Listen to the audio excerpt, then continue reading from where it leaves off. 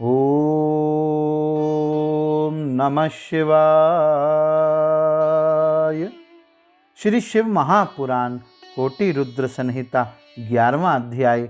ऋषिगण बोले, हे महाभाग, हे सूत जी, शिवजी में आसक्त चित्त वाले आप धन्य हैं, जो कि आपने महाबलेश्वर लिंग की यह अद्भुत कथा हमें सुनाई।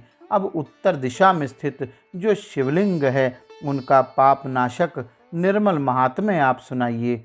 सूत जी बोले, हे ब्राह्मणों, मैं उत्तर दिशा में विराजमान मुख्य मुख्य शिवलिंगों के महात्म्य का संक्षेप में वर्णन कर रहा हूँ। आप लोग आदर पूर्वक सुनिए। गोकर्ण नामक एक दूसरा भी पापनाशक क्षेत्र है। वहाँ पर एक पवित्र तथा अति विस्तृत महावन है।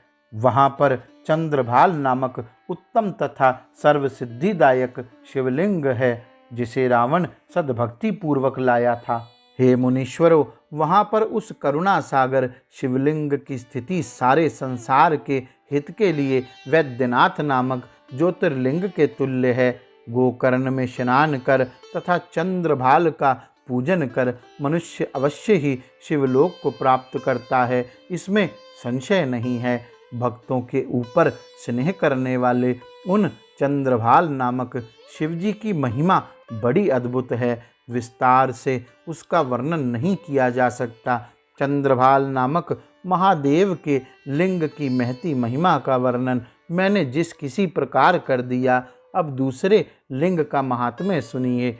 मिश्रीख नामक उत्तम तीर्थ में दधीच नामक शिवलिंग है, जिसे दधीची मुनि ने परम प्रीति पूर्वक स्थापित किया था। वहां जाकर उस तीर्थ में विधि पूर्वक स्नान कर दादीचेश्वर शिवलिंग का आदर पूर्वक पूजन अवश्य ही करना चाहिए। तीर्थ यात्रा का फल शीघ्र प्राप्त करने की इच्छा वालों को शिवजी को प्रसन्न करने के लिए वहां पर विधि पूर्वक दधीची की मूर्ति का पूजन करना चाहिए। हे मुनि श्रेष्ठो, ऐसा करने से मनुष्य कृत्य हो जाता है और इस लोक में सभी सुख भोग कर परलोक में सद्गति प्राप्त करता है। नैमिषारण्य में सभी ऋषियों द्वारा स्थापित ऋषिवर नामक सुखदायक शिवलिंग है।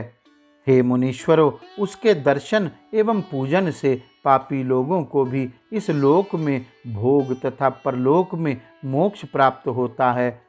हत्याहरण तीर्थ में पापों को दूर करने वाला तथा करोड़ों हत्याओं का नाश करने वाला शिवलिंग है। उसकी विशेष रूप से पूजा अर्चन करना चाहिए।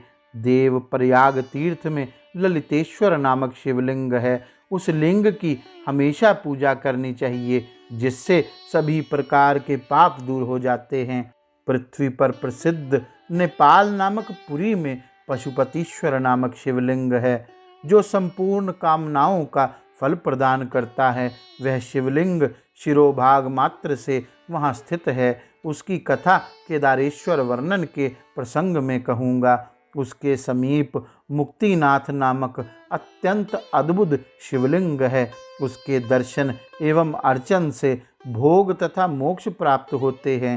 हे मुनीश्वरों, इस प्रकार मैंने आप लोगों से चारों दिशाओं में स्थित शिवलिंगों का उत्तम वर्णन किया। अब आप लोग और क्या सुनना चाहते हैं? इस प्रकार श्री शिव महापुराण के अंतर्गत चतुर्थ कोटि रुद्र संहिता में चंद्रभाल पशुपतिनाथ लिंग महात्म्य वर्णन नामक 11वां अध्याय पूर्ण हुआ।